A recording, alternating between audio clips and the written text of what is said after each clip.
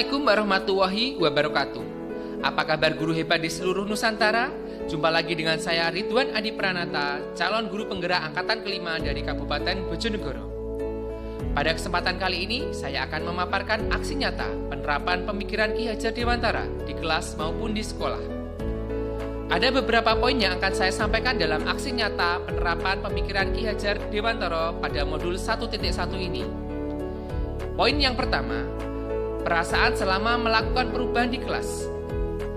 Perasaan saya selama melakukan perubahan di kelas yaitu ada perasaan menyesal dan ada perasaan senang.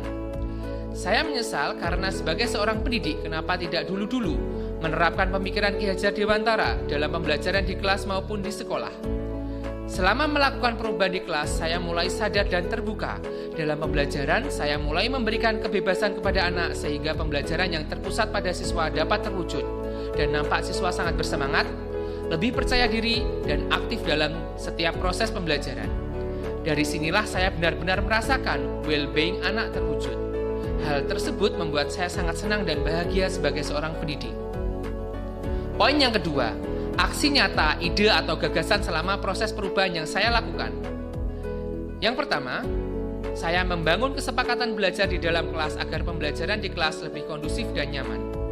Yang kedua, menciptakan suasana belajar yang menarik dan menyenangkan di luar kelas atau outing kelas. Yang ketiga, membangun kebiasaan-kebiasaan positif yang mencerminkan profil pelajar Pancasila. Yang keempat, mendesain pembelajaran yang berpihak pada murid dengan mengintegrasikan permainan yang disesuaikan dengan mata pelajaran yang saya ampu. Yang kelima, memberikan berbagai sumber belajar dan cara belajar yang beragam atau yang biasa disebut dengan pembelajaran berdiferensiasi. Dan yang keenam adalah merefleksi setiap akhir pembelajaran. Poin yang ketiga, pembelajaran dan pengalaman dalam bentuk catatan praktik. Dalam praktiknya, setelah saya memahami pemikiran Ki Hajar Dewantara, saya menerapkan pembelajaran yang berpihak pada murid dengan membangun komunikasi dengan murid tentang keinginannya, kelebihan, kesulitan dalam belajar, hingga solusi mengatasinya. Sehingga dari sini, siswa merasa sangat dihargai dan diperhatikan dalam kegiatan pembelajaran. Dari sinilah awal konsep merdeka belajar bagi murid akan tercapai. Selain itu, saya juga mencoba menerapkan pembelajaran outing class dengan mengajak murid untuk keluar kelas atau ke taman untuk belajar dan saling bertukar pendapat dengan teman lainnya, sehingga muncul kenyamanan dalam belajar.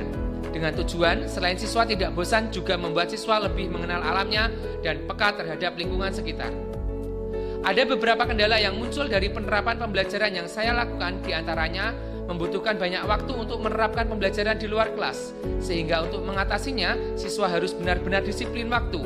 Untuk itu, dibutuhkan beberapa kesepakatan kelas agar pembelajaran berjalan kondusif. Poin yang terakhir, testimoni rekan sejawat dan perwakilan murid. Pada kesempatan ini, saya meminta Ibu Rostin Muji Lestari dan murid saya, Wiwi Pujiati dari kelas 11 OTKP untuk memberikan kesan selama saya melakukan aksi nyata. Assalamualaikum warahmatullahi wabarakatuh. Perkenalkan, nama saya Ibu Rostin Muji Lestari.